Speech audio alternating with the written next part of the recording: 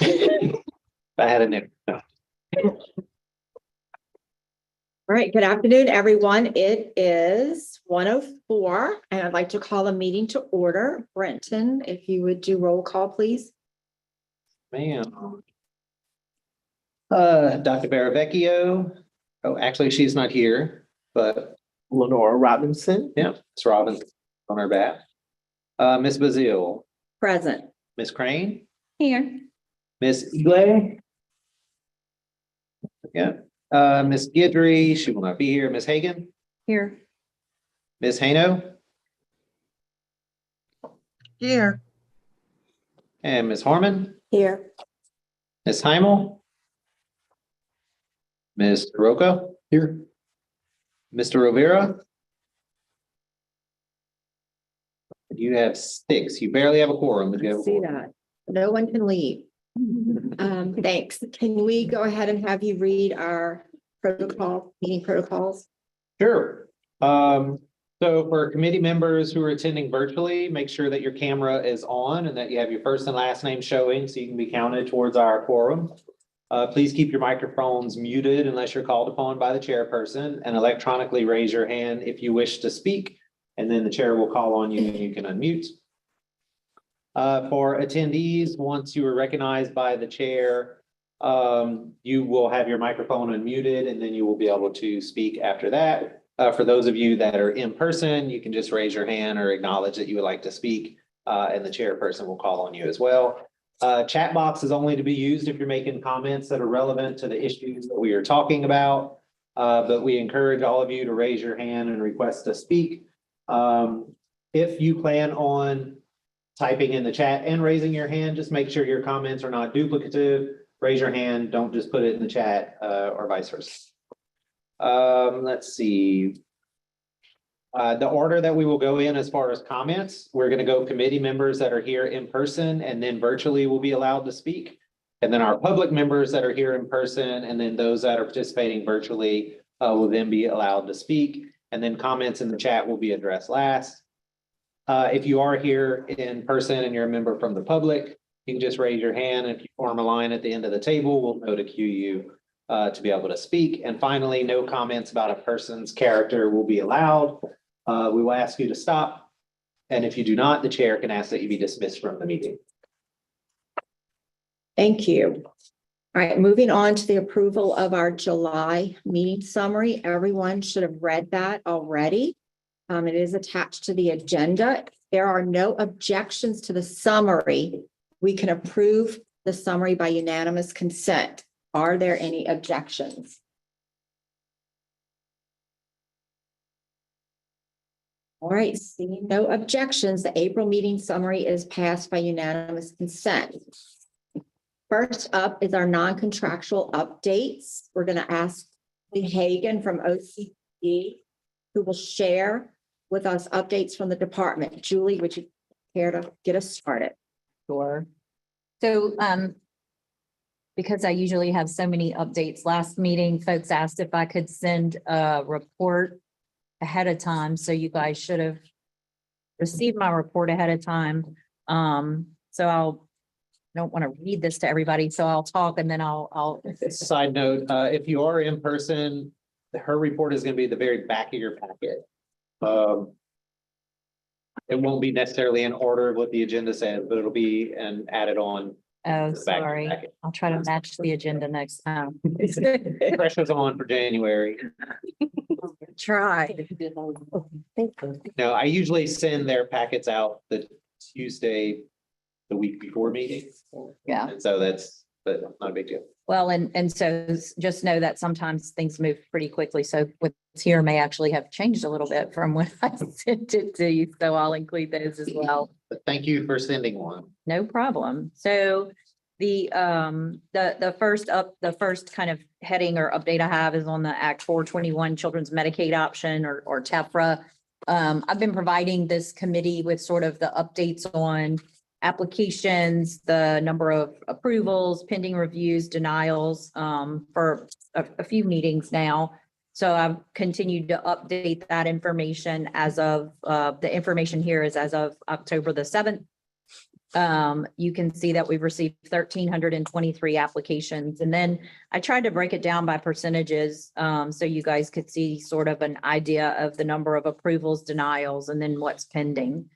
During the last meeting, you guys asked for me to provide some additional information in terms of how long it's taking or what the average length of time is. And so we've been keeping a report so that we can look at it internally to be able to identify issues or gaps and take action where we need to. So what I've provided for you guys is some information about what the time it is that's taking. So I'll do a little to help make sure folks are clear what we're saying. So the first bullet talks about time from application to decision. So that 104 days is from the time a person actually goes in and applies for TEFRA to the time that the decision is made and they actually get it. So that's taking us an average of 104 days. It's a little bit different to look at the time from the level of care mailing to the decision, because from when somebody applies, there is some, before we are able, we get the application, before we send the packet out to the families to say, this is the information we need based on the application. There's a little bit of time because Medicaid has to make sure, are they eligible for any other Medicaid services? So with TEFRA, if you're already eligible for other Medicaid services, then you may not be eligible for TEFRA. And so from the time we mail out, you get the application and mail it out to the time of a decision, that time frame is 91 days. And then what we also take a look at the length of time. So basically this is, from the time we then mail it out, the time that we get the information back from families and then get it uploaded in the system is taking an average of 38 days. And then once we have the information back, there are two things that have to happen to determine eligibility. One of them is looking at whether they meet the level of care determination. There are three avenues to meet level of care. One is your ICFDD level of care, one is nursing home level of care, one is hospital level of care. So there's a process for, once we get the packets back, determining if you meet level of care. That on average is taking us 24 days. There is also a process that you have to go through that is through Medicaid. So remember, our local governing entities are the one doing our level of care determinations. And then on the Medicaid side, there's a process called medical eligibility determination, and the medical eligibility determination team, that's the T at the end of MEDT, has to determine, do you meet the medical eligibility on the Medicaid side? That's taking us an average of 31 days. So folks had just asked for that. We've been gathering this since we started the program in January so that we could, anytime a new program starts, it maybe takes a little longer than we would like. So we try to collect this kind of information to look at where we may need to, take additional action or do things. And we have made some process changes and looked at process changes through as we've gone since January so that we could make it as efficient as possible. So happy to take any questions about that. Britton, any questions?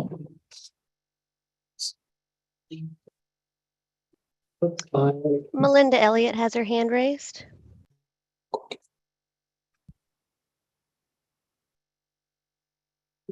Oh, Melinda, Yeah. I'm sorry. Hi.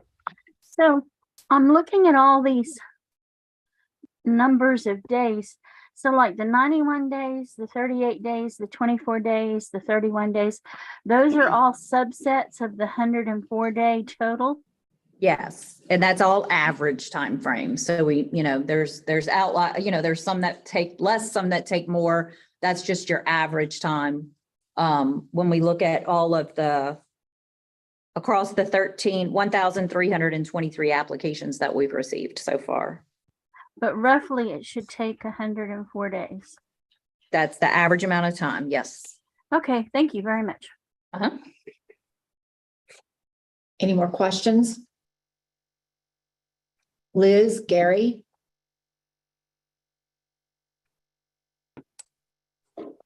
Thank you, Kim. Hi, Julie. Do we know why 264 applications were denied? Were these just ones that were not deemed eligible as far as for their level of care or for having a SOA? Do we know that?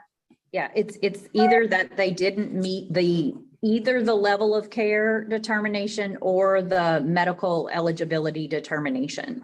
So Okay. yes, the denials mean that they've gone through the process and right, they didn't meet the criteria for MEDT or level of care. Okay, thank you.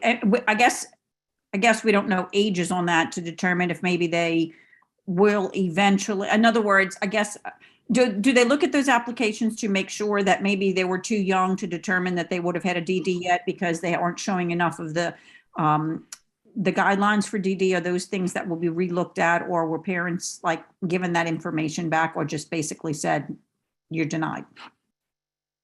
I don't know. I know that they are given information that you're able to appeal the decision. So I know they have a letter that they received talking about appealing, but I can pull that letter to see what information is on the denial letter. And I don't know about ages. I know that they can break it down that way, but I don't know. I'll follow up with the team on that. Thank you, Julie. Any other questions? I have a follow-up to that. And I appreciate Liz asking that question because I was wondering that. I mean, that seems like a lot of people that the word is getting out to people who don't have children that qualify, it seems. So I'm just, I don't know how to think about that. But I mean, that's a large percentage of people who I would assume they go in thinking that this is their opportunity to be able to get Medicaid. And I would assume that the child must have some type of disability, but are they confused at how significant that disability is, or that, whatever's going on with that child? So it just draws questions to me as well. So maybe more information about that next time, Julie. Okay. Anyone else? All right, Julie, I think you're still up. Okay. Waivers. Y'all jokingly call this the Julie show at the last.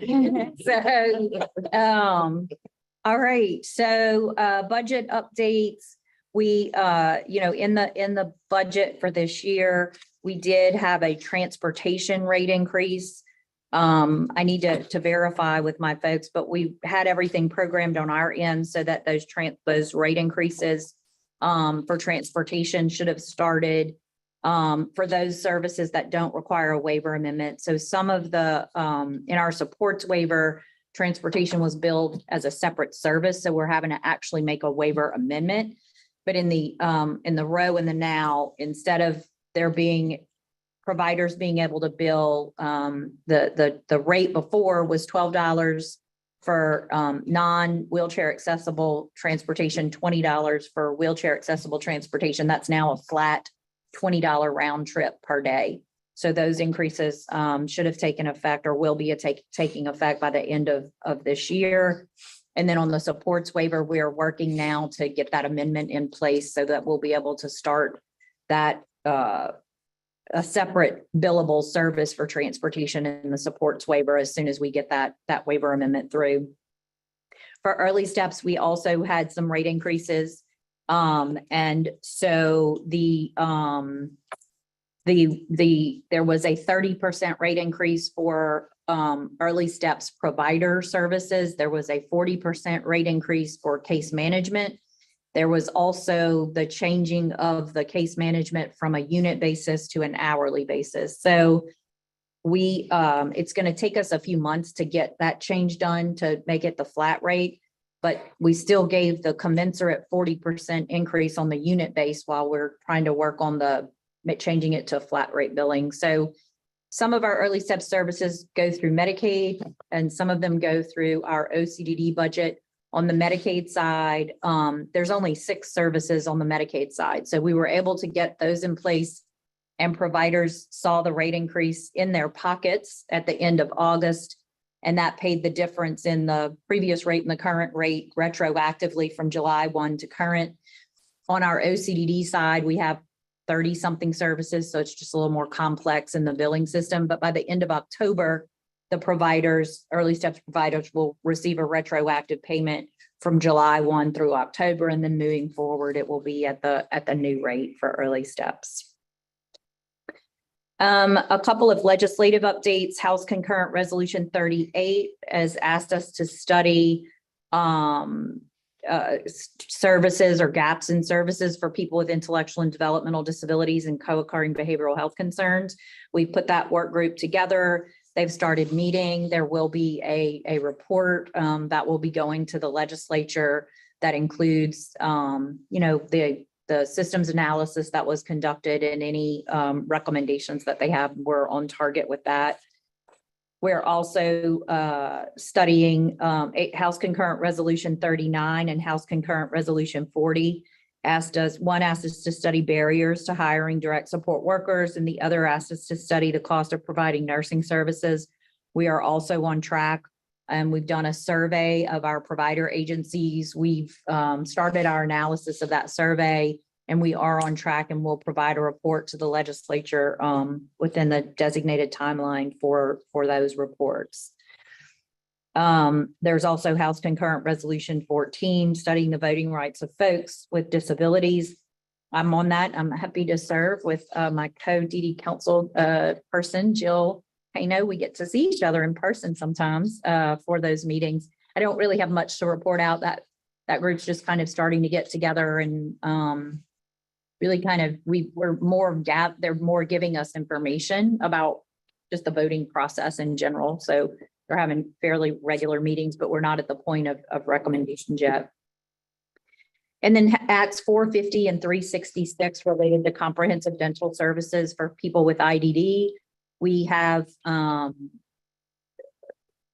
to help get the word out. I know Kathy Dwyer, who's the president of our state advisory council, has been helping to try to get the word out to make sure that everybody understands that if you're an adult in our waiver services, you now have access to comprehensive dental services. We've done a lot of communication. We'll continue to blast out information because we do want to make sure that everybody's aware of that. We are also working to have comprehensive dental services added for adults who live in our ICF facilities. We were hoping to have that start January. We're still working on it. It's a little more complicated than in waivers because there's something called the standards for payment. It's a federal document related to the intermediate care facilities. And the standards for payment say that intermediate care facilities are required to pay for certain things with the per diem or the amount that they receive. And one of the things it says in the standards for payment is that they should provide a base dental service. And so we can't now pay them for one thing when they're part of it should be in the ICF per diem. So we're having to kind of work to separate those out, and it's taking a little time to study that in terms of how we do it. We will move forward. The comprehensive dental services that are available for people in waiver and that will be available for people in ICFs is more than what's required in the standards for payment. So there will be more services. We just have to tease out what part should be paid versus what part will now be covered that they'll be able to receive through those comprehensive dental services. For our kind of the COVID Appendix K exceptions, we did see when the children returned to school, we sort of had another spike in COVID. Or sort of an increase there, but now we see those numbers coming back down. According to Dr. Cantor, we're all feeling much safer and feeling good about the hospitalizations. There wasn't as many hospitalizations. There is a new COVID booster shot. Dr. Cantor, who's our state health officer, is encouraging all people to get it.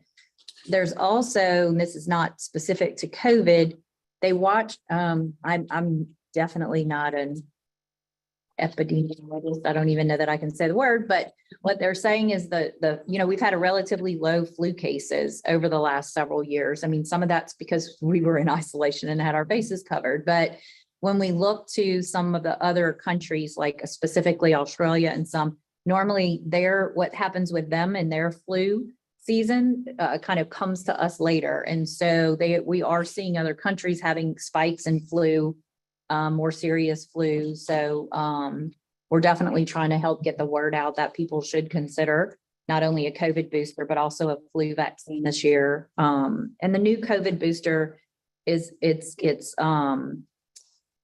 it's different than the previous ones because it's able to really direct to more of the strains. You know, we've been able to study more about the different strains of the COVID. And so every time they come out with sort of a new booster, it addresses those in the same way flu does. You know, when we learn of, people always say, well, I took a flu shot and I got flu.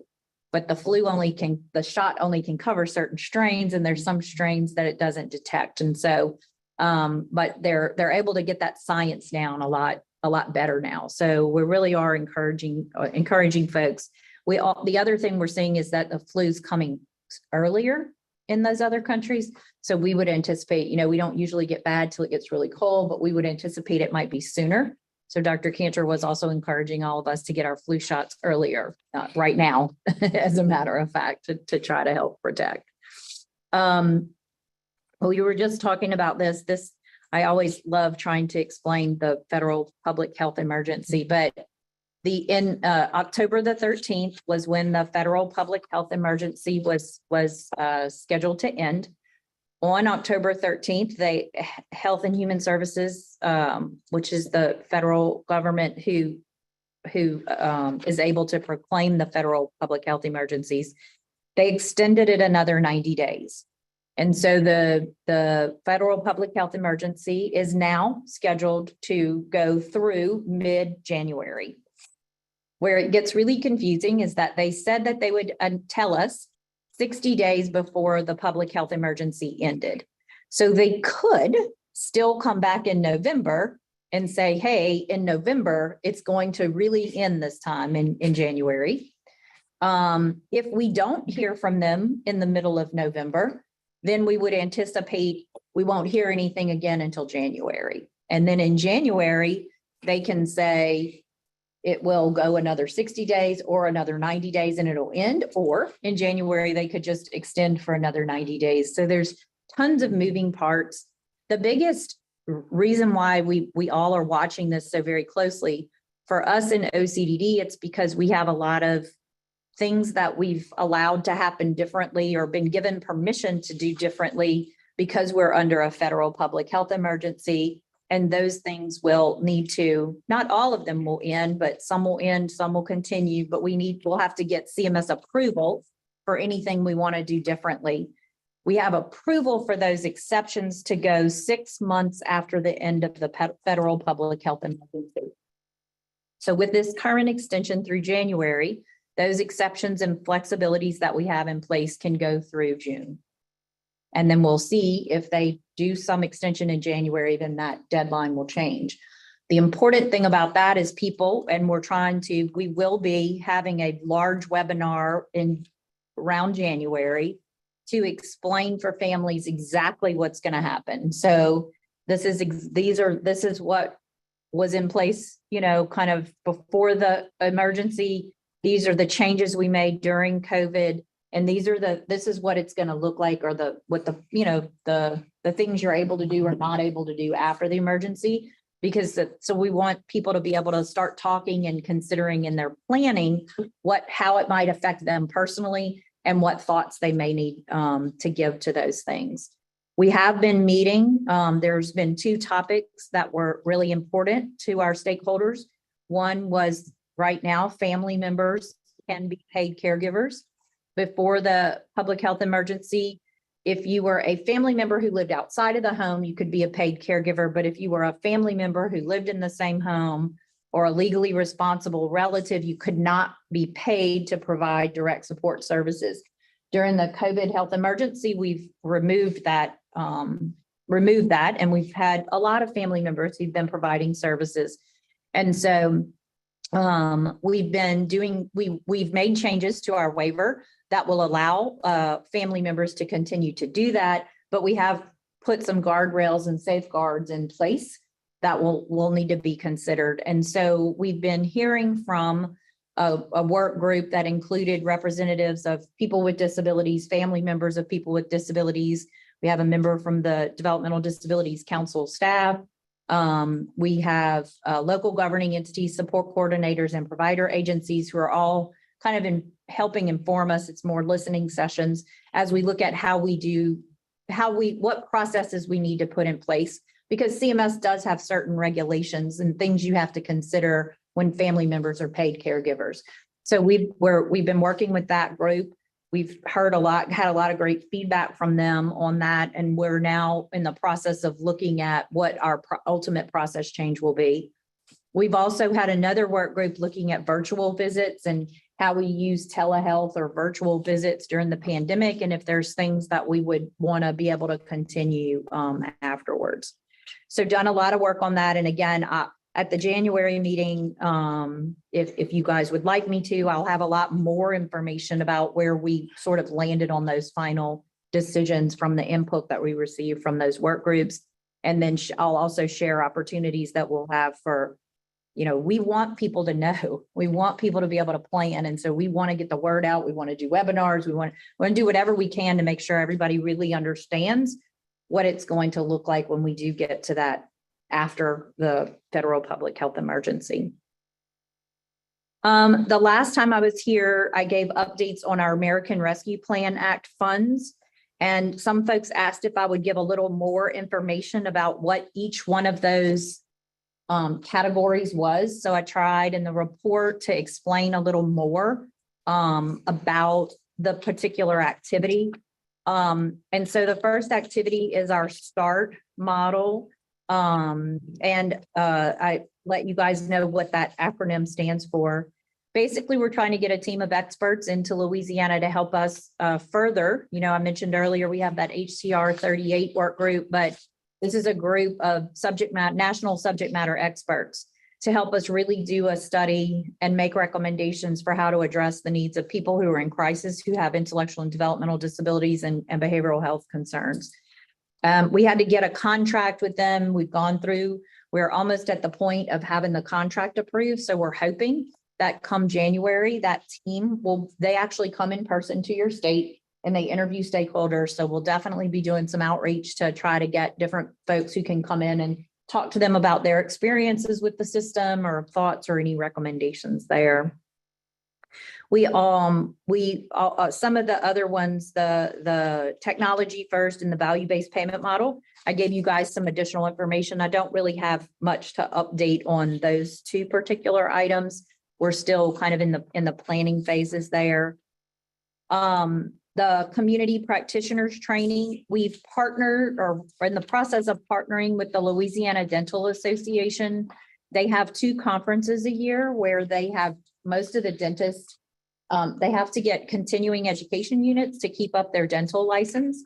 So we're trying to work with them and kind of co-sponsor having someone go to those conferences who can speak to providing dental services and maybe some unique or special needs people with intellectual and developmental disabilities or just sensory issues might have and how to best support them in dental offices.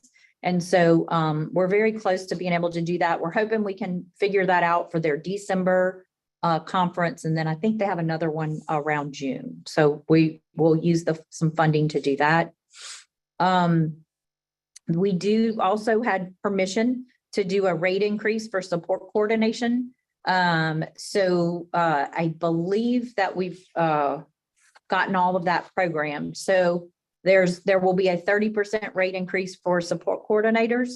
We're hoping, we know in addition to having a lot of turnover with our direct support professionals and some of the rate increases we were able to give to help increase the salary for those staff, we're hoping this rate increase for case management will really help them give an increase in pay for the support coordinators, because there's also a really huge recruitment and retention issue for support coordinators or case managers as well. So that was in play, that happened this month where that rate increase was able to be in effect. And then the final thing on here is the direct support workforce and support coordination retention bonuses. I've stated publicly in lots of different ways that we were really hopeful we would be able to get those out the door at the beginning of October. Unfortunately, we were not able to do that. There were a couple of things that came up that required us to kind of go back and take a look at the bonuses. So we've worked on that. We had to have several meetings with Secretary Phillips and Undersecretary Johnson to make sure that we were following the rules in the way that we needed to, and to make sure that we weren't putting anybody potentially at risk with the bonuses that we were doing. So we think that we're very near to being able to have those things worked out.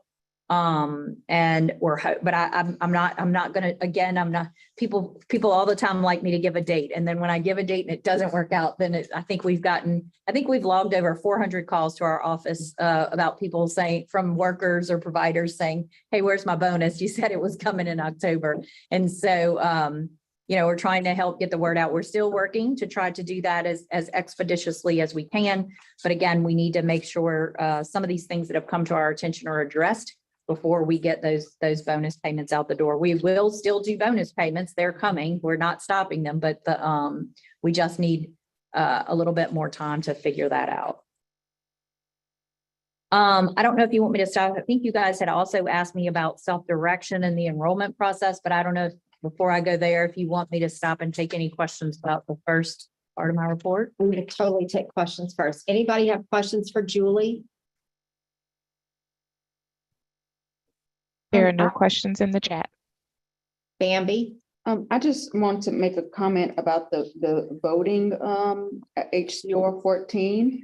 You weren't at the last meeting, but another one of your DD council members is on it, Eric Taylor. Oh, okay. He serves. I was on there. it I was as just well. virtual. I know you're virtual, wasn't there in person. So I'm glad we have Eric on there. And I'm not gonna go too much in detail about that, but there are definitely concerns about accessibility for that committee, and also the progress that they're making, because the report is due February 1st and the next meeting is January 9th. And basically there wasn't a whole lot of content in the first two meetings, and nothing from the disability community.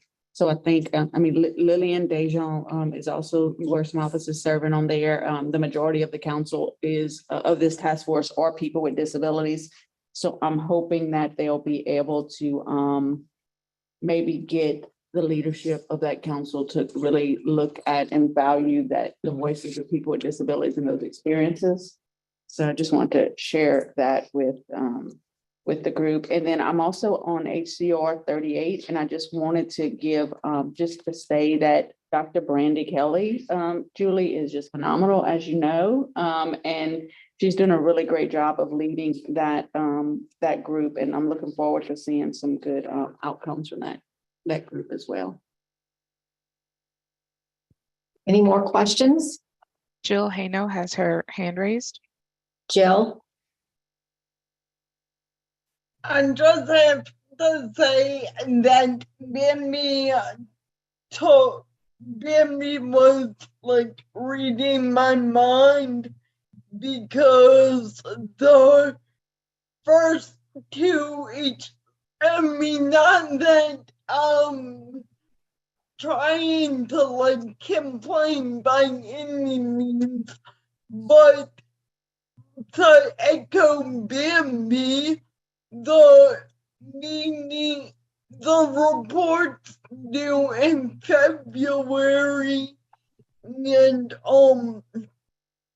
everything she said, the next meetings in January, the first two meetings were preliminary. So I am kind of curious to see how this plays out. Thank you, Jill. Aisha McFarland has a comment in the chat. Ms. McFarland? Oh, I'm sorry. Question. She says, will additional training for direct workers in the home environment be provided since the work has increased and the demand has changed? So during our work group meeting, there was a recommendation that we kind of started by talking about the fact that there will need to be training for family members. So specifically, when you're a family member that is providing services, there are things that if you're just a family member that's not being paid, that you can do. For example, you can give medication, and there's nothing to say you can't give medication. If you're a parent and you choose to spank your child, you can do that when you're not being paid. However, if you are being paid to be a caregiver, there are things you can't do, even if you're still their parent or their family member. So you can only give medication if you've gone through a medication delegation process. There are certain rules. So people were saying that you can't, for example, if you're a parent being paid and you're taking care of your child to provide extraordinary care, and you're working during the day, you can't also be working another job from home and being paid for that job and being paid to provide. So that's Medicaid fraud. And so there was a discussion that there may be things that for family members who continue to be paid caregivers, there's some training and things they need to understand, because they may they may not think it's wrong. That's what they did as a family member, but they need to understand that when you're receiving federal funds to be paid to provide these services, there's some expectations that come with that, and needing to make sure people understand that maybe even before they decide to become paid family members. During the course of that conversation, though, there were several training items that folks said, for example, documentation and having to write in progress notes and things like that. Or even what I mentioned before, not working two jobs at the same. There were certain things that may not just apply to family members as paid caregivers, but anyone that's serving as a direct support professional. And so one of the takeaways from that group that our folks are considering is how do we develop those trainings? How do we make them accessible to folks? In what ways do we do that? So, and it kind of came back to, there may be some things that are specific, but to the family members serving, but that we potentially need to develop some training modules for other folks as well. So that was a takeaway that we had, and definitely something that we're looking into, just kind of like, what's the right format for that? How do we develop it? And anytime we develop things, we also try to think about how do we make it more current, because I know people have pulled trainings out that we did 15 years ago that don't make any sense anymore. So how do we make sure that there's at least some ability to routinely update that with Zoom and the ability to record and put things on YouTube? That's made it a lot easier now than maybe it used to be. But yes, we're definitely looking at training kind of across many different facets for direct support professionals. Any more comments?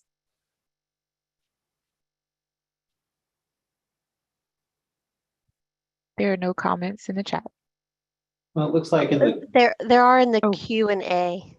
yeah. Apparently there was an issue with chat, so people put stuff in the Q&A. The chat issue has been resolved, but I don't know if y'all want to cover in the Q&A. I could read those if you'd like. Go ahead. Okay, from Miss Brenda Kose, she said, greetings, SDCI committee. The TEFRA demographics, age, region, parish, disability, race, is info allowed provided publicly? And then she said, if already answered, please excuse, had technical difficulties. I can see. I don't know if I don't know the answer to that, but I can take that away. Okay. Thank you. I think that's it. I think we answered the training. Yeah.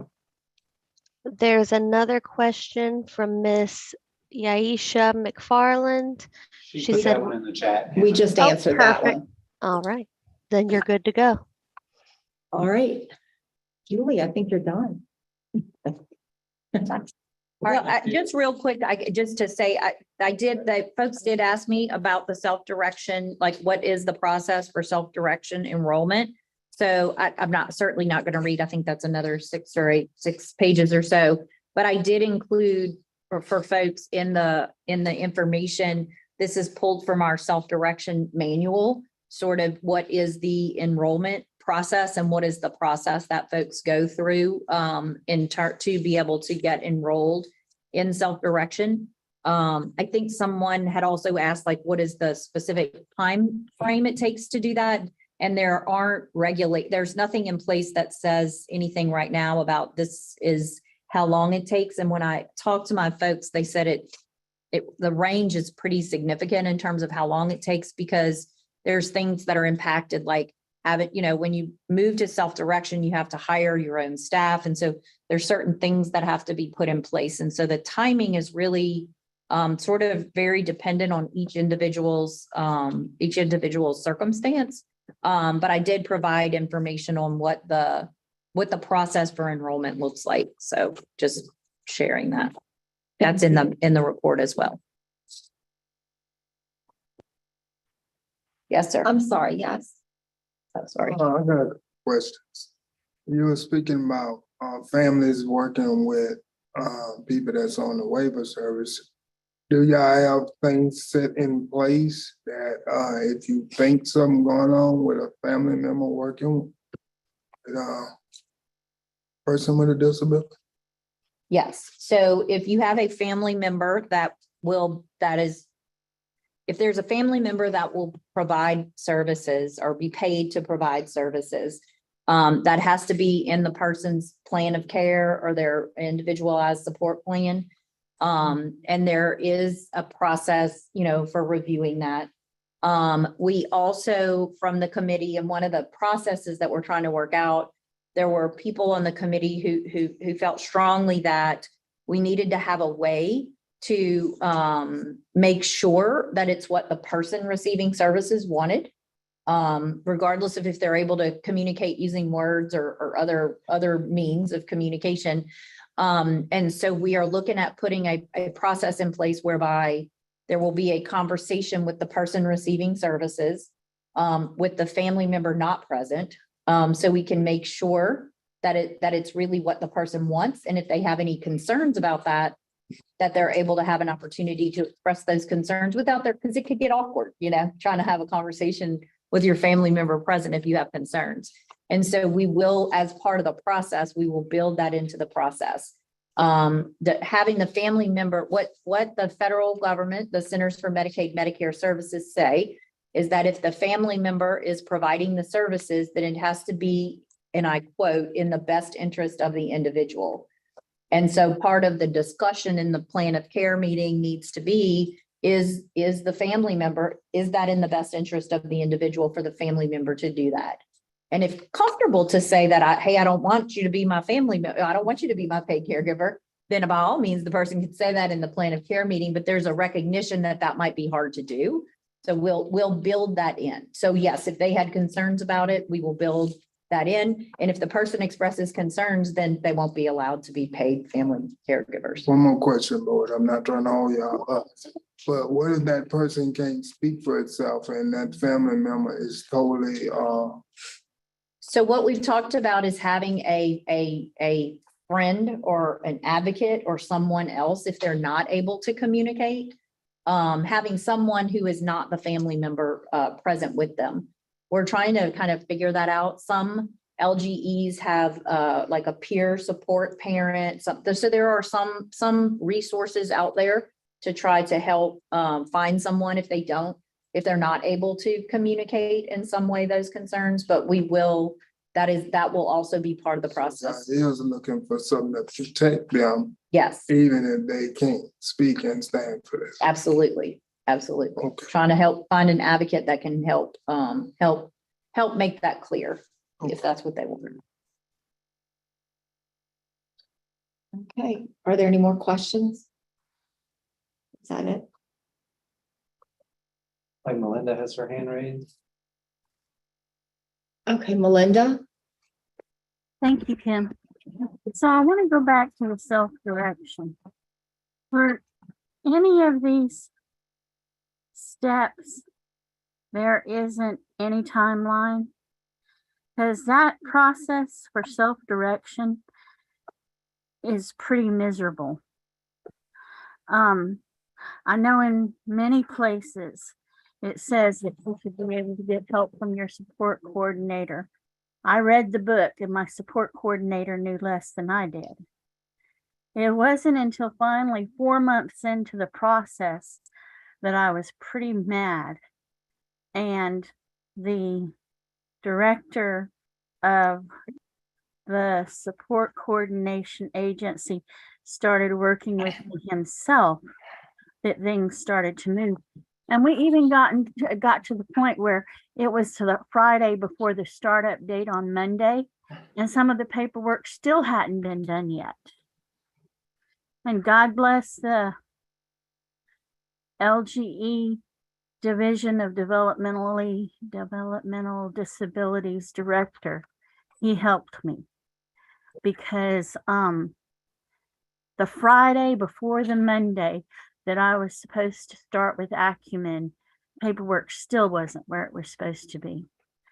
You know, the support coordinators maybe need training about self-direction, especially when I don't know anything and I read the handbook and I know more than the original support core. Well, actually they change quite often. So I knew more than 2 or 3 support coordinators knew.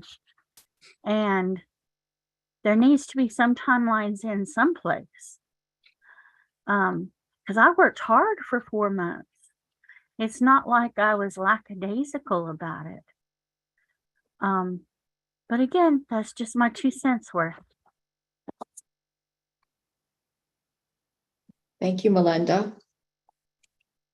Karonda Corley has a question in the Q&A box. She Okay. asked, does a process exist for a change or bump in your waiver services? If so, please explain.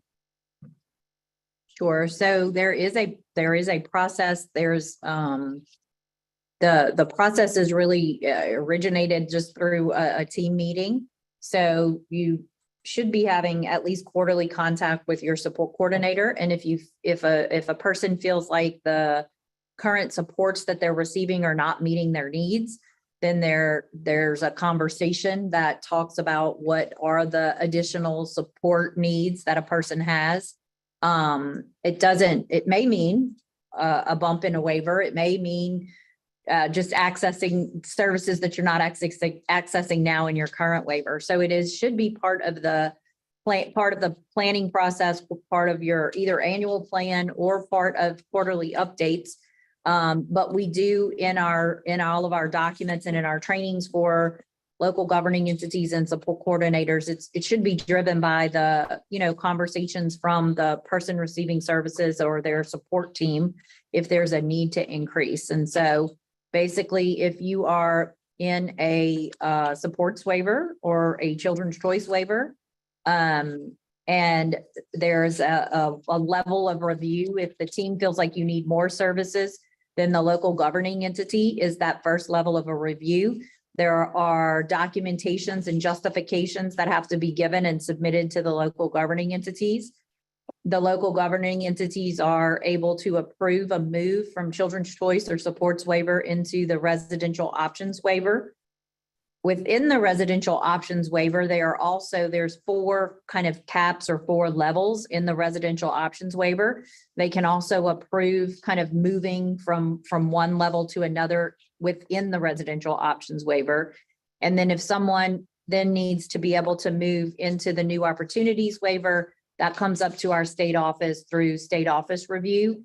And we have specific forms and documents that are required that provides the justification for that. So that's kind of at a high level what our process is. If folks need to see those forms, I can get those forms, but there's the process is outlined in, I believe it's in one of our policies or operational instructions. And then the forms that have to be included are a part of that. Okay, is that all? Christy Curtis has a comment in the chat box. She says, family support coordinators are not getting the training needed to assist families. Families know more about services than they do. Maybe we could consider hiring family members as FSCs We would have a stronger and more knowledgeable workforce. 3 more. All right, is that all for Julie? Can I just follow up though? I mean, there's nothing that's prohibiting, they're talking about support coordination, right? So there's Or nothing- FSC is what's in early steps. Oh, that's FSC. But there's nothing, I think. It's talking about, I took it as being just support coordinator. I don't know, maybe. Maybe she they did. can clarify. Family support coordinators, that's all I said. Okay, it just seems like she changed because we weren't talking about early steps. Support coordinators. Across. Across. Okay. Yeah, so but what I was gonna say is there's nothing that's stopping a support coordination agency from hiring a person who, as Christie, a family member, except there are some very rigid rules in support coordination, as in, the caseload numbers that the education level, the caseloads, I've looked at it, and then the supervisory requirements. There are some things in that I could see where that could cause maybe families not to have access. I certainly could think of some things that would allow for families to be able to be support coordinators, such as, instead of having 40 cases or 50 cases, someone could be a part-time support coordinator that had a half a case, but actually the financial aspect of it would not work out in the business model. So just throwing that out there, because I think that you would have that expertise that I don't think we could tap into the way it's set up now.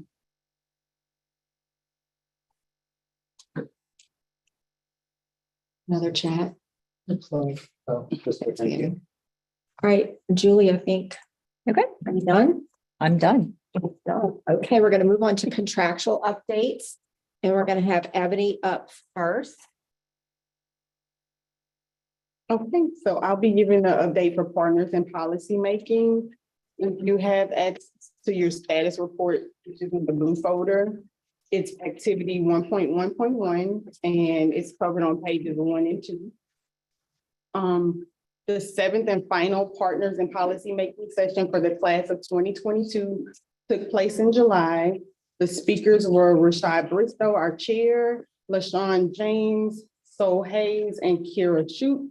And the topics were Louisiana Rehabilitation Services, assistive technology, and taking your platform to the media.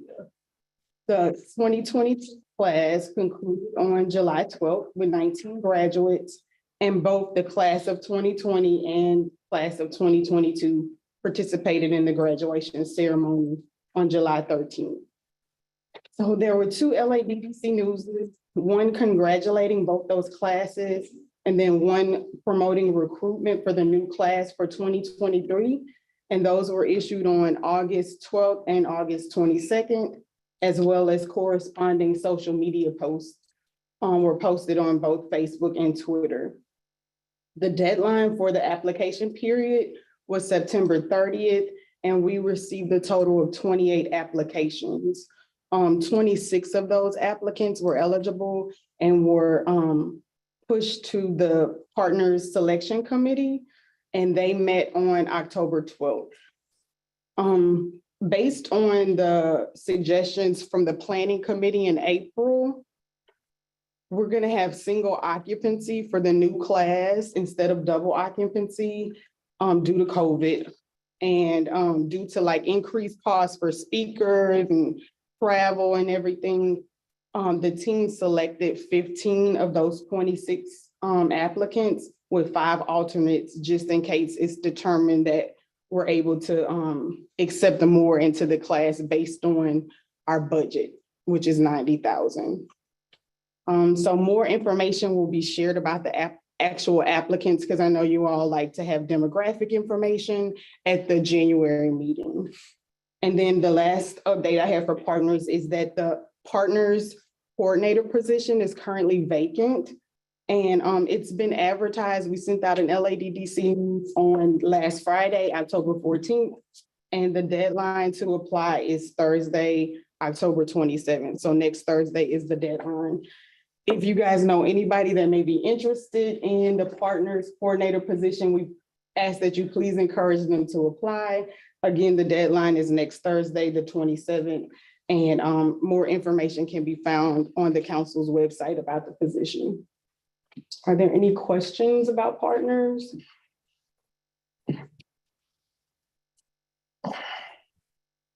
There are no questions in the chat. Ms. Karanda Corley has her hand raised and Jill Hano has her hand raised. Jill Hano first, please. What would we do if the position isn't filled by January?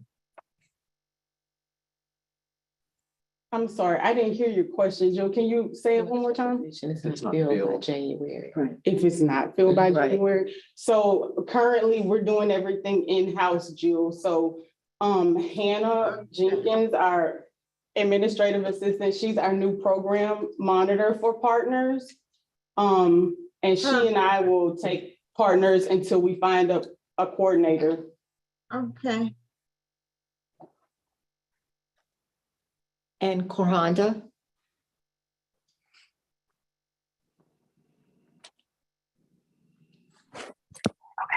Hey, this is Karonda Corley, and I am inquiring on the Partners in Policymaking Coordinator vacancy. Was a exit interview done with the previous coordinator so that we can know what the reason is for why that Partners in Policymaking Coordinator is no longer with us, and if there were some areas in which that we could actually do better at, if we could perform better, if it was something that maybe the coordinator needed more assistance, if the hours in which the coordinator is working, if that wasn't enough, or if it was, or et cetera. This is the information that would have been disclosed in a exit interview. And I just think that it's imperative that we know whether or not an exit interview was done. And if not, then I recommend that we do an exit interview with the previous coordinator so that those questions can be answered. Correct me if I'm wrong, but the Partners in Policymaking Coordinator worked for Jim Sprinkle, is that correct? So he would have been the one to hold any exit interviews. And I don't know that he's on today. Yeah, I would just say it's also a personnel matter, so we couldn't discuss what would happen in an exit interview anyway. Okay, anything else for Ebony? Jill Eagley has her hand raised. Jill? Yeah, I used to do partners way back, maybe 2016, but now so you guys have to take on to assist with next year's class because of someone opting out? Well, the coordinator position is currently vacant, so. They resigned or they just left? Are y'all legally not allowed to embrace what? Yeah, we can't disclose that information. Okay. No. Anything else on That's it. partners? Thank you for your time. Okay, Ebony, it's still you. Yep, still me. So I'll talk about the videos. That's activity 1.1.5. And if you're following along in the status report, you can find that on page 6. So we contract with O'Neill Communications for this particular contract, and they have produced and released a total of 3 videos so far. They've all been published on the council's YouTube channel, and interviews have been completed and production is underway on their final visits of the contract. If you look on the chart, you can see that they've released Navigating an IEP, which was released on June 16th.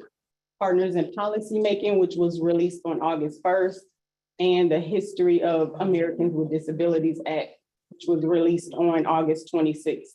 And we're waiting for 2 more videos, COVID-19 pandemic impact and assistive technology, which we are anticipating will be released this month. And as soon as those videos are released, we'll share them on Facebook and our YouTube channel, and we'll send out social media posts. And if you haven't had a chance to look at the videos, they're really good.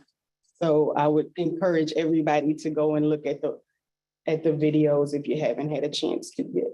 They're linked in the status report. Jill Hano.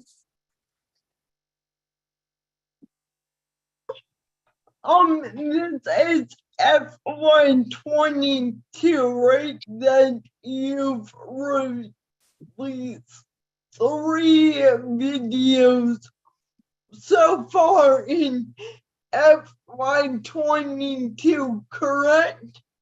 Right. Okay, and so this, because I get everything, this gives me a headache, y'all. So we are reviewing FY22 fourth quarter, correct? That's correct, Jill.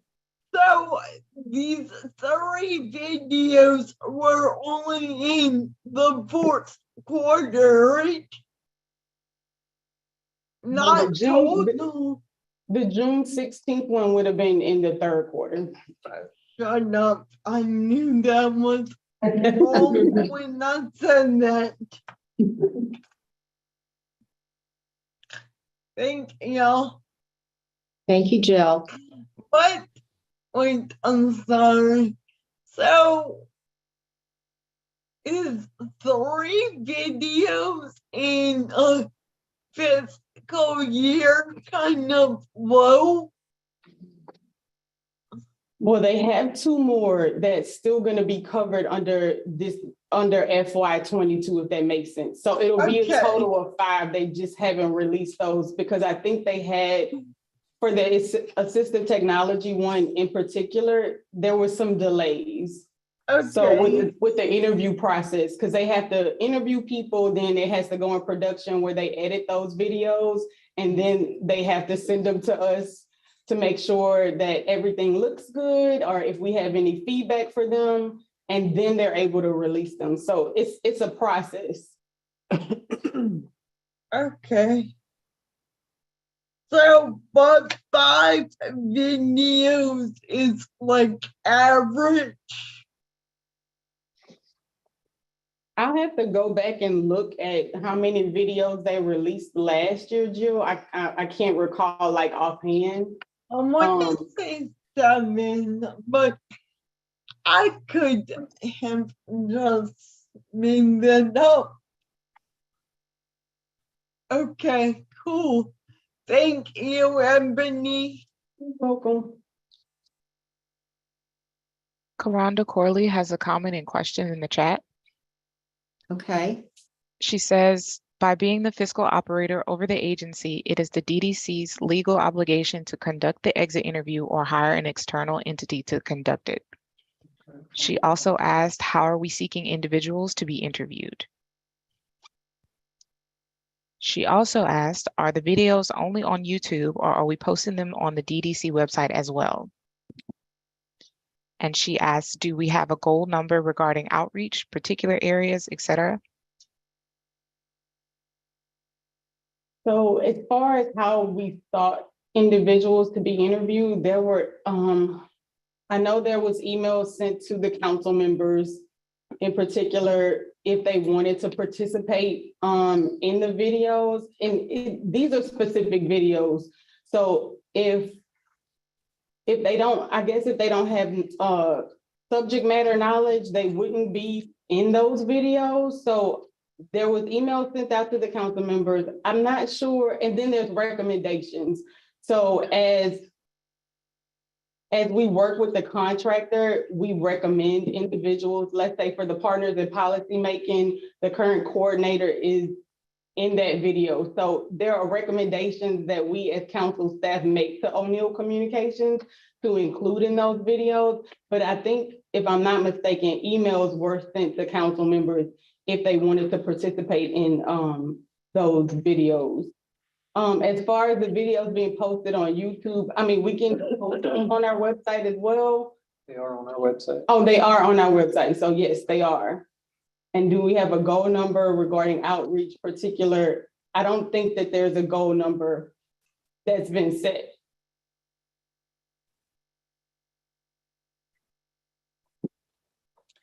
Any more questions for Ebony?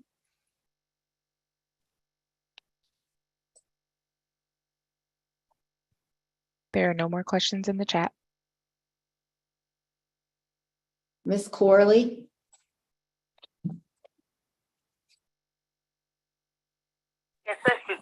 Hold on. I would like to know, do we have a methodology or a method in which that we would like to be able to reach individuals other than virtual? Because I noticed that we're talking about that the videos are only being used on Facebook and YouTube. But I'm wondering, are we gonna provide it where we can have it in writing, just a little snippet about what's going on, so that we can actually, so that more people can actually be reached? Because we do have to remember that our state is more than 60% rural, which means that that's a large demographic and population of individuals that do not have access to Wi-Fi, internet, or hotspots. So they may not necessarily be able to access anything that's being put on social media or on our website or on YouTube. And so I'm just wondering, have we considered those other methods or methodologies in order to provide communication to people that want to know about navigating the IEP, ADA, partners in policymaking, et cetera? So there's something that we can look into, Karanda. I don't know necessarily if we've explored other avenues besides the ones that I've already mentioned, but that's something that the contractor and the council staff can look into, other ways to make sure that we're reaching every population.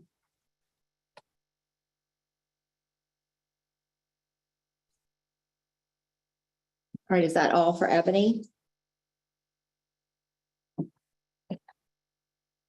Okay, let's move on to Rakisha, LaCan, and Adkins. Good afternoon, everyone. The information should be in your status report on page 3 and 4.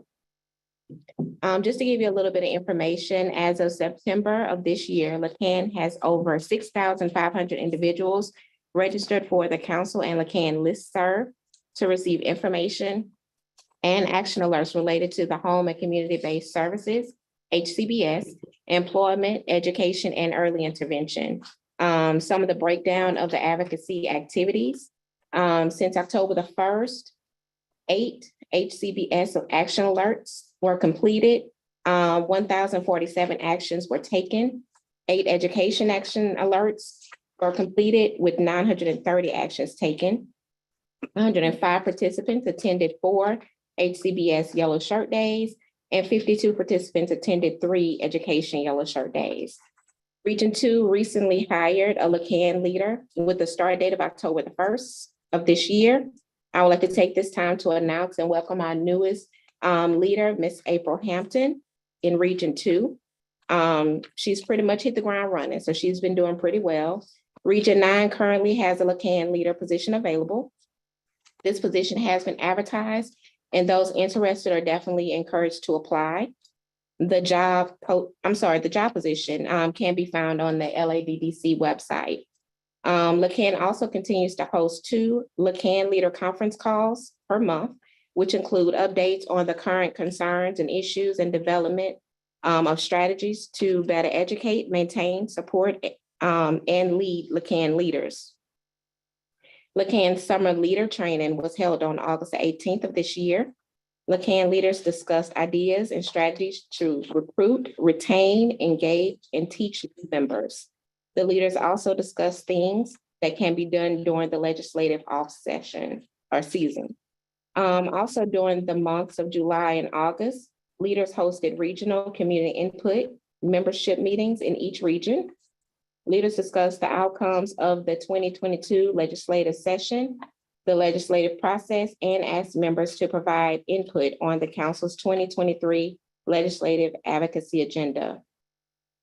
LaCan leaders and FHF directors participated in the 2023 legislative kickoff on September the 15th of this year. Advocacy leaders discussed, prioritized, and rated all concerns or issues to generate the top items for the official recommendations toward the council's 2023 legislative advocacy agenda. These recommendations and our issues were shared and discussed during the executive committee meeting this morning. You will have the opportunity to discuss and vote on the recommended agenda on tomorrow's full council meeting. The leaders will attend LaCan Fall Training in November or December of this year. The training will focus on preparing the leaders for legislative visits, understanding the council's advocacy agenda, and discussing what to look for in testimonies. Just a reminder, legislative visits will begin soon once the council finalizes its agenda and all of the fact sheets for each issue have been created. It will take a little time to create all of the information, so we don't have an exact start date at this time.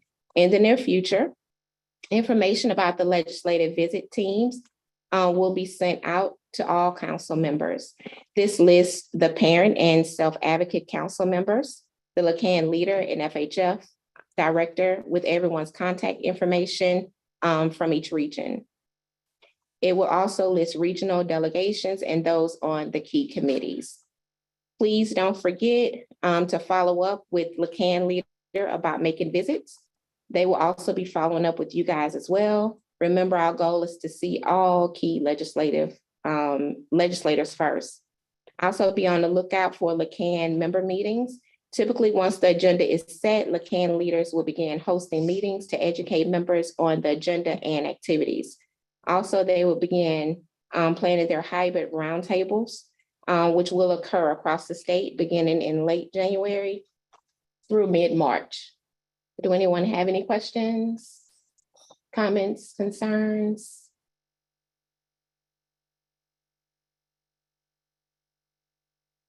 No comments in the chat. All right, the next thing I have to discuss is Families Helping Families. This information can be found on page 4 and 5 of your status report. The year-end data for fiscal 22 is included in the annual summary report that was linked to the agenda. Due to various reasons, 4 of our centers were unable to meet all of their deliverables.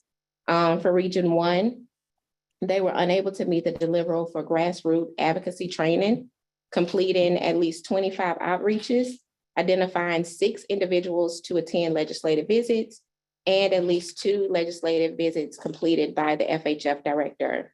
The director has implemented a new deliverable tracking system to ensure deliverables are met in the future. Each deliverable is marked on a board, and a check is placed by the completed deliverable when paperwork and supporting documentation is turned in. For Region 2, they were unable to meet the deliverable for identifying at least 6 individuals to attend legislative visits. This director reported that moving forward, the center will send out personal emails and make calls to all individuals who have inquired about any topic on the legislative agenda. For Region 5, they were unable to meet the deliverable for identifying 6 individuals to attend legislative visits. The director reported that moving forward, their facility will be utilizing a new database that has a tab for specific deliverables, Staff can use this tab when speaking and identifying individuals for either providing testimonies or attendees for legislative visits. This information will also be reviewed in staff meetings to discuss any questions or concerns related to meeting this deliverable. For Region 7, they were also unable to meet the deliverable for identifying at least 6 individuals to attend legislative visits. This director reported that the issue will be resolved moving forward by putting the following actions in place. The director and staff will use phone calls, parent consults, regional task force, committee meetings, and other community activities to identify individuals for legislative visits. The director will also work with the local human service district staff to help identify parents and self-advocates who are willing to attend legislative visits regarding those agenda items that are important to them. The director will also forward the names of the individuals identified to the regional LACAN leader. Region 9 was unable to meet the deliverable of the legislative visits for FHF director due to the change in director within the facility during the timeframe that LACAN made legislative visits. The new director reported that moving forward, she will make certain that an active role is being played in ensuring that all legislative visits are not only met, but exceeded. FHF centers followed the state fiscal year, which started on July 1st. Based on the first quarter data, centers are pacing themselves appropriately to stay on track to meet all deliverables. And that chart is also in you guys' packet.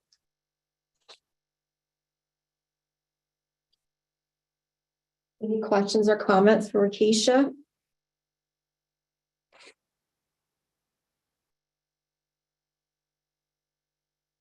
All right, and lastly, we have supported decision-making, and that will be on page 6 and 7 of your status report. The council contracted with the ARC of Louisiana on this initiative. Training opportunities were offered statewide to adults with intellectual and developmental disabilities and their family members to increase their understanding of supported decision-making, also known as the Dustin Gary Act of the 2020 Louisiana legislative session, and other legal options available in Louisiana. Year-end data for fiscal year 22 was included in the agenda. Since the contract started on October 1st, 2021, the ARC of Louisiana completed all 10 trainings. That's 5 statewide trainings and 5 professional trainings with 349 participants in attendance. The ARC of Louisiana was able to identify 8 participants to mentor through the supported decision-making program. 6 self-advocates have completed the mentoring process, and the other 2 individuals will continue being mentored until they have a contract in place. The council will also continue to contract with the ARC of Louisiana for fiscal year 23 and will continue to receive reports and updates on this initiative. Any questions on supportive decision-making? Jill Eagley. So when you say supported decision-making, you mean self-advocates have a say-so no matter what, like for the DD Council? I mean, they have a say-so in making those executive choices and decisions? Yes, ma'am. With this particular program, they help teach you how to make those decisions. Yeah, because I'm going to be Empower honest self-advocates. with you. I love the DD Council, and I'm going to be on it between now and the new year until someone gets in 1 and 10, and then apply again.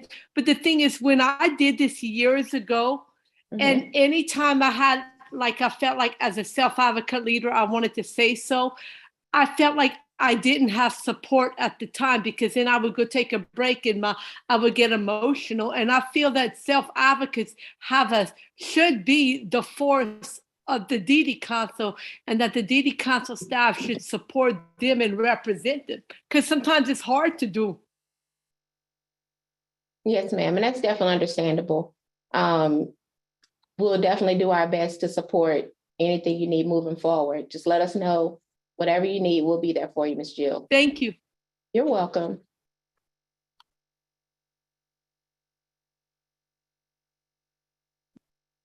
Any other questions, comments for Keisha?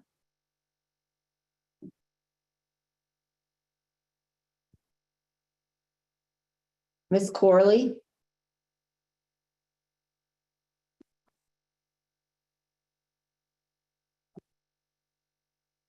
Yes, okay, I have several questions.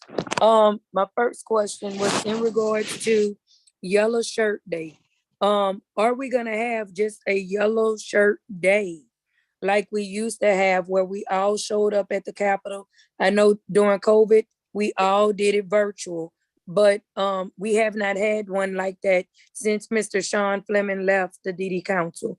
My second question is, um, did we ever do anything about the appointment for someone to become the executive director for the North Shore Families Helping Families? Because I do not recall that coming before the council for that to be agreed upon.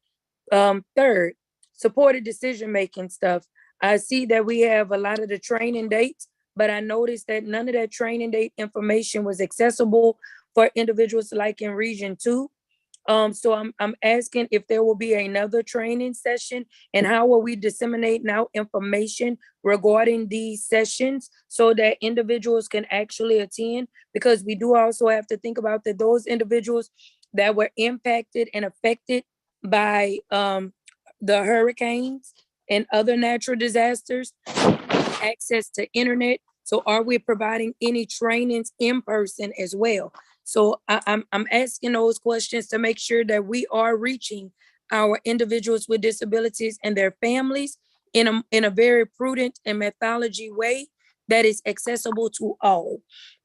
And so those are my questions, because I am aware of many individuals not knowing anything about supported decision-making in this entire state. And so I think that we have to make sure that we're making everything accessible, especially for our individuals in the I and DD community. And as well as, are we disseminating any information out to the School for the Deaf and Blind too? Because they do fall up under us as well. I see Ashley McReynolds is on. Ashley, would you care to answer?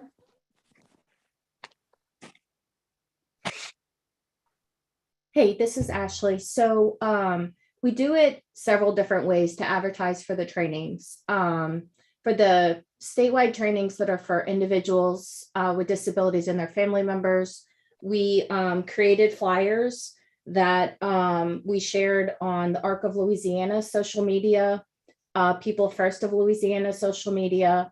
And then we also sent them to the DD Council, which blasted them out on their social media. So Facebook, Twitter, and then we had our Facebook and Twitter accounts sending them out as well. And then as far as Karanda, what was the second part of your question? I think she wanted to know about in-person trainings, Oh, Ashley, if y'all had considered those. Yes, so moving forward, this coming this contract year, I'm going to focus strictly on individuals with disabilities. And my plan is to coordinate with all of the local chapters of People First. And those that are meeting in person, they will be done in person. And those chapters that are still meeting virtually, I will, meet with them virtually. But the last 2 years, due to COVID, we opted to just make those virtual.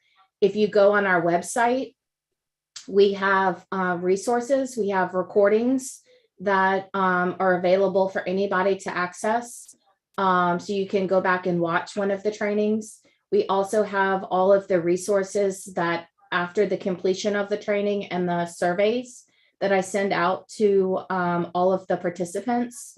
You can access the handbook, the sample agreement, and I think that's it. And then I've also, and the PowerPoint.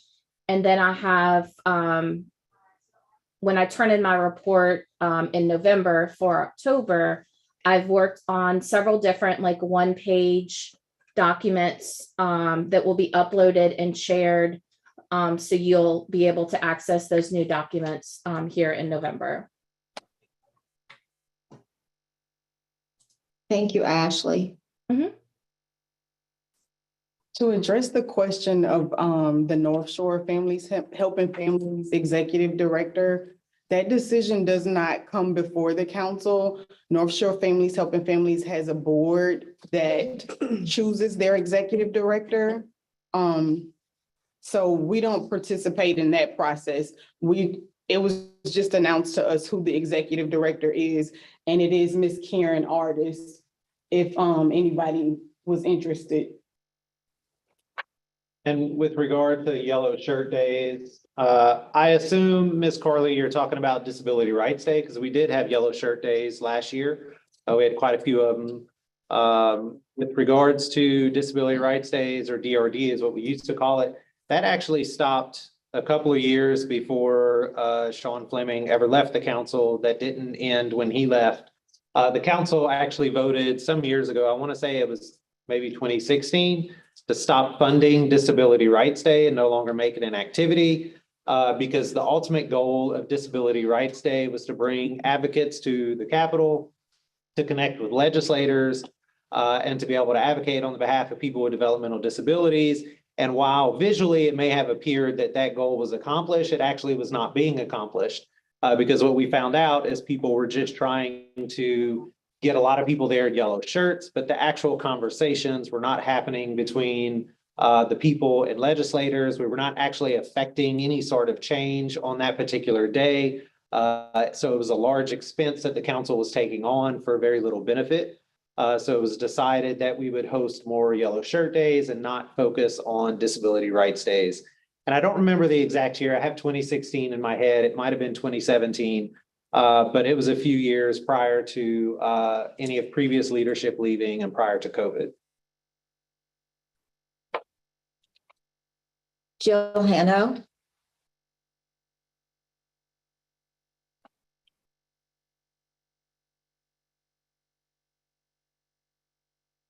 I have an FHF question. I don't know.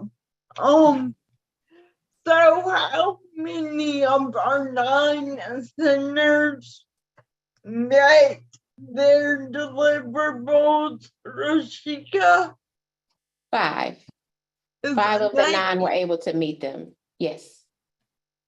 Okay, did I pronounce your name correctly? Did she pronounce your name correctly? Yes, you did good. Okay. Thank you, Ms. Jill. Thank you.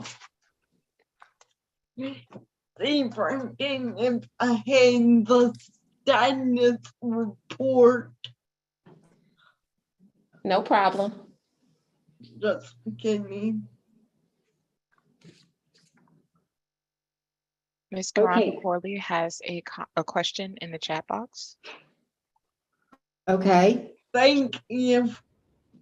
She says, what are the methods of disseminating information to individuals who do not have access to websites, social media, etc.? Did Ashley answer that below? She says, I also created a one-pager that was sent to LDOE, and they send it out to the districts for schools to share with the parents and students in IEP meetings and other events. Also was shared with all other FHF centers to send out and hand out to people who visit the centers. Great. Ms. Karan Corley also asked the question, can someone explain why the ED for the FHF Greater Baton Rouge was approved through the council, although their board had already approved her? LDOE did not share the one-pager. Well, we did not approve anything for Greater Baton Rouge's ED. What she's thinking of is the waiver. So we don't approve the director. As Ebony said, there is a board that actually approves. However, the council does have a clause to basically ensure that we are comfortable that the peer-to-peer support component for FHF can be completed. We want to make sure that the executive director of those centers are parents of individuals with a developmental disability, or a caretaker, or an individual with a disability or developmental disability themselves, because the idea is the whole point of the centers are they're family run, they're family oriented. And so if they want to hire someone that does not fit that particular criteria, and they have to seek a waiver from the council that basically explains this is what they bring to the table, and this is how we're going to make sure that that peer-to-peer component is met. And so they did share information with us about FHF GBR, and it's my understanding based on that director's experiences, I don't know that the waiver was actually necessary, but I think they took that step just in case. And then for North Shore, which is what sparked this conversation, a waiver was not necessary because Ms. Artis fits all the criteria that are in the contract.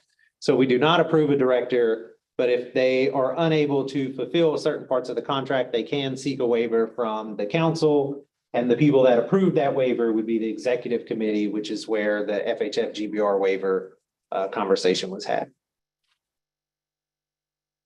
So I think that might be the approval thing she was thinking of, Okay. is the waiver. Looks like we have maybe another chat. Ms. Karonda Corley says, thank you kindly for that explanation. Very welcome.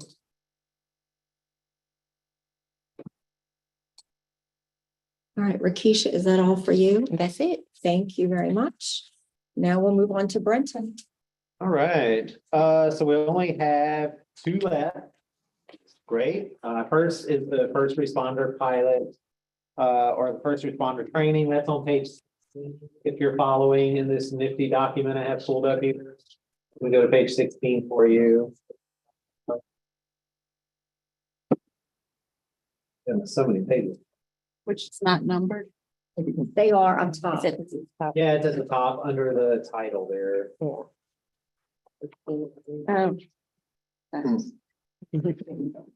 Not numbered where it normally. There we go. No, you're good. I did this. All right. So this particular activity, we have contracted with Interaction Advisory Group, or IAG.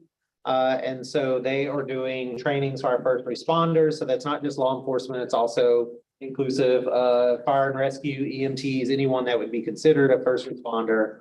And so the goal is to get them trained on how to appropriately address individuals with developmental disabilities. And hopefully by having that training, that would allow them to go back and start reviewing their policies and implementing new policies that would create awareness for all of their first responders that are dealing with individuals with disabilities. To date, they have done 7 trainings with 79 members trained. In fact, I think it was last week, they were in Plaquemines Parish, training all of the sheriff's department there. They've also hosted 6 community trainings. So every few trainings that they do, they try to have a community training, which is more focused on just members of the community and their families, where they bring them together with first responders from the agencies that they're co-sponsoring those trainings with, to kind of learn from each other and get to know each other. We had 59 individuals that participated in those trainings. Over this past quarter, like I said, they were just in Plaquemines Parish, which I guess technically be more confusing, will fall under the current quarter and not the fourth quarter, which we're talking about. But in the fourth quarter, they were in St. Tammany Parish and St. John the Baptist parishes, in addition to their virtual trainings. We are contracting with them again in FY23, which started October 1, and they're looking to do more of a hybrid approach. They mostly did virtual because whenever they started their trainings, it was mostly a virtual component that the council had, and then they slowly increased some of their hybrid options. They've seen a lot more response at this point with more in-person training, so that's what they're shifting towards in this new year. And they're also going to start trying to blanket more of the state. So the initial year that they had, that we had very good reception up in North Louisiana, specifically Northwest Louisiana, if we want to give them a shout out. And so they're trying to move more towards central and southern areas of the state, which they have been doing lately. So I don't know what they have coming up next, but usually whenever they have any community trainings coming up, which the general public can attend, we push that out via our LADDC news articles on our website, and we also share it with our FHF centers, with McCann, and on our social media pages. So look out for those whenever you have one coming up in your area. So any questions there about IAG? for this first responder training.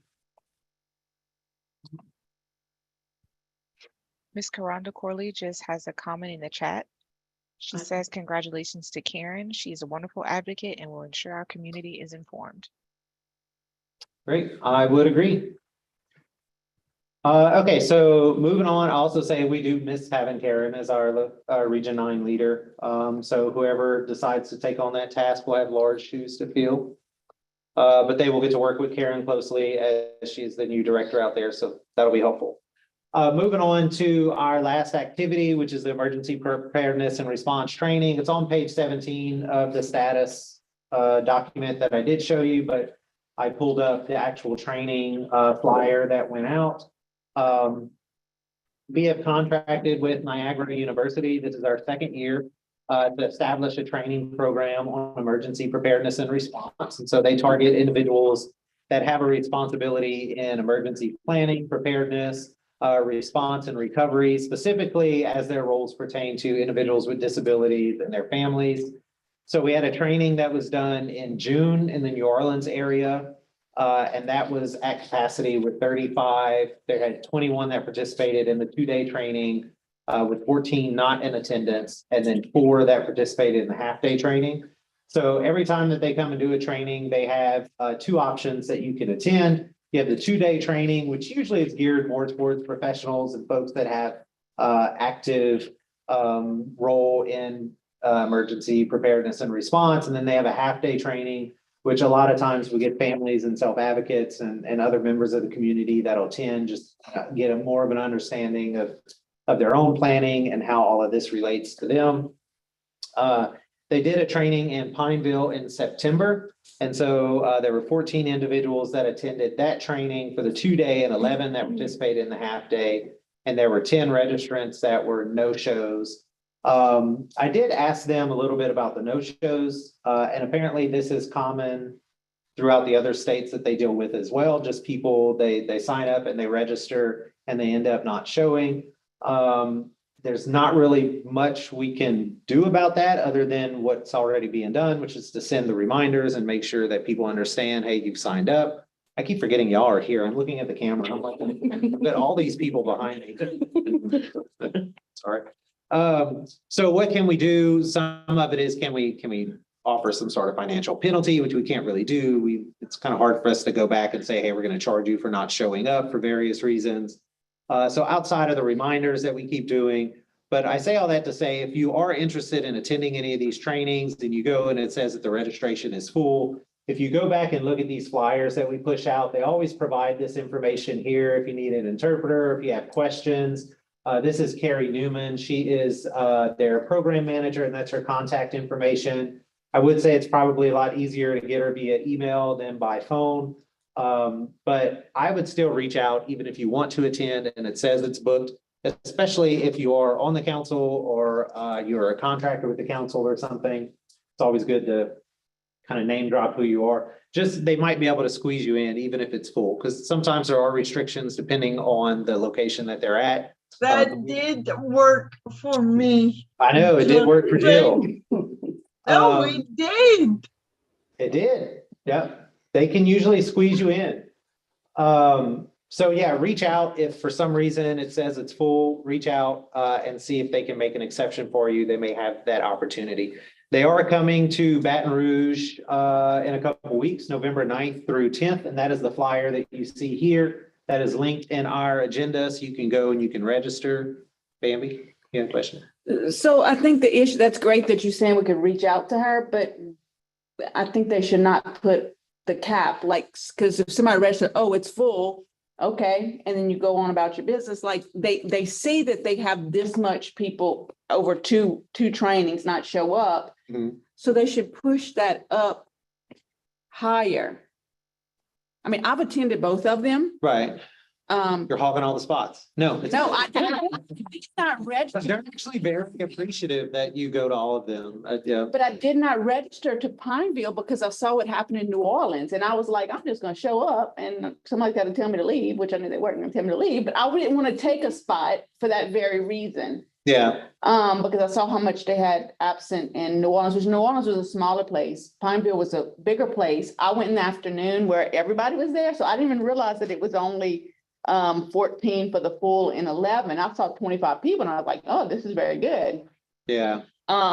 So I mean, that would be, which I mean, I worked with Dave pretty closely, but so I would make that recommendation that they just lift the cap a little bit more, so we get more, and we need more self-advocates to attend that training, because I know in New Orleans, there wasn't any self-advocates that I saw that when I was there the entire 2 days. And then in Pineville, I'm not sure if they were either. But I know Seven Families of Crossroads was very integral in helping out with that event in Pineville. So, and they made it really nice. Yeah, and that's what they do everywhere they go. They try to connect with another agency in the area that can kind of help it, because they're in New York, so it's very hard for them to get things set up here.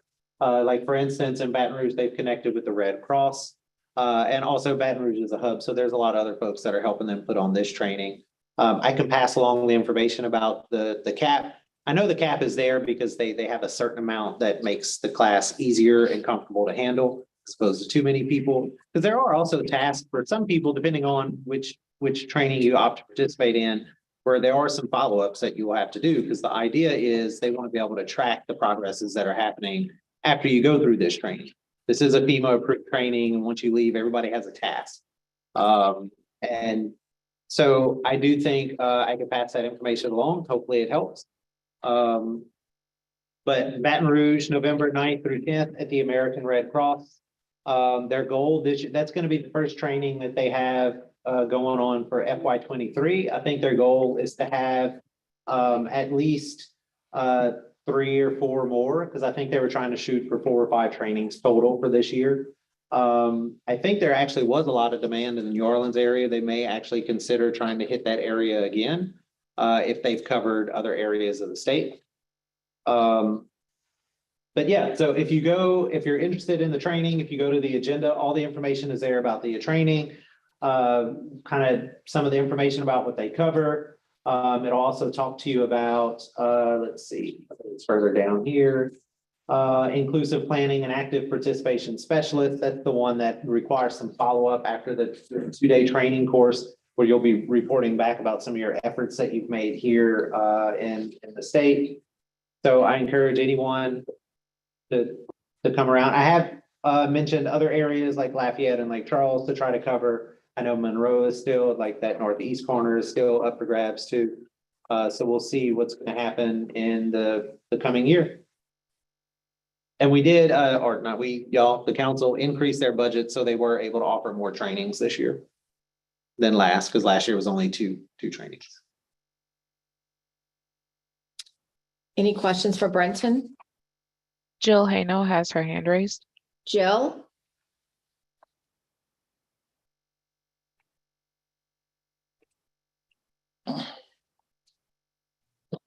Who sets the caps? Is it the council, the vendor, or? Would be the contractor. Okay, cool. And also just to throw in there, as far as this training goes, it's not just they schedule the training and then we try to do some heavy lifting and get people to participate. They also have their own listserv that they send all this information out to all the emergency managers, all the people that they know of in the state, because this is their second or third year going in, maybe third year, but a lot of their very first year that they contracted with us was making connections in the state. So a lot of times they're sending all this information out and gathering attendees on their own without even going through us.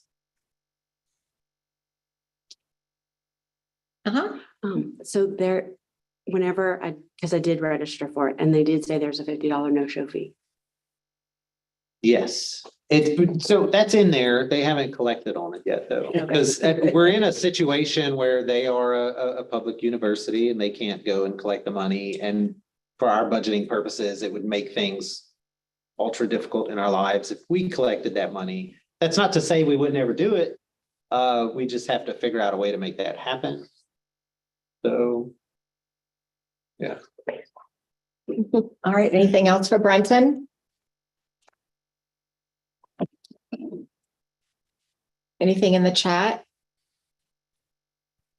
There are no comments in the chat. Y'all, we are 2 minutes ahead of schedule. Do we have any announcements other than the committee meeting starts tomorrow morning at 8:30, full council right here? So does anybody else have any? Education meets right here and on your screens at home at 3 p.m. Right, no more announcements? All right, if I have no objections, we will adjourn the meeting by unanimous consent. No objections, meeting is adjourned. Thanks, everyone. You did it.